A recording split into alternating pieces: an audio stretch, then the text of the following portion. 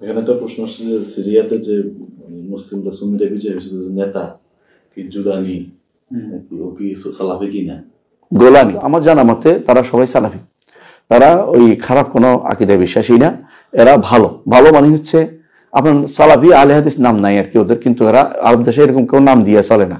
আরব দেশে কামের মাধ্যমে তারা পরিচিত হয়, মানহাজের মধ্যে পরিচিত হয়, কিন্তু এরা ভালো যতটুকু আমি জানি। এদের মধ্যে এমনকি তাদের সাথে একসময় আল কায়দা এবং আইএস ছিল, ওরা চলে গেছে।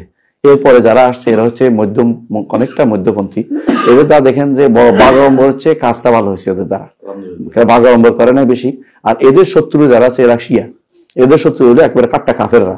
তো এই কাট্টা কাফের শিয়া এদের শত্রু। সুতরাং এরা যাই আসছে আলহামদুলিল্লাহ শুকরিয়া আদায় করা দরকার। আল্লাহর কাছে দোয়া করি যেন আল্লাহ তাআলা শামবাসীদেরকে ঐক্য দেখার তৌফিক দান করে।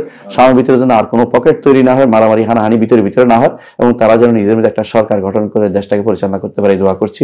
এবং আমরা তাদেরকে ভালোই মনে করি এবং সেভাবে তাদের জন্য আমরা দোয়া চালিয়ে যাবো, যাতে সঠিকভাবে শামের মতো দেশ, আমাদের দেশ, মুসলিমদের কলজার পানির মতো নবজ বলতে পারেন, শিরা, একটা শিরা, এটা যদি কোনো মুসলিমদের হাতে আসে, ইরাকও যদি আবার যদি মুসলিমদের হাতে, শিয়াদের হাত থেকে বেরিয়ে যদি মুসলিমদের হাতে আসে, এবং মিশর যদি আমাদের সঠিক মানহাজি ফিরে আসে, তাহলে আমাদের জন্য মুসলিম বিশ্বে আর কোথাও কথা বলার মানে খারাপ অবস্থা ফিরে আসবে না, ভালো অবস্থা সবসময় ফিরে আসবে।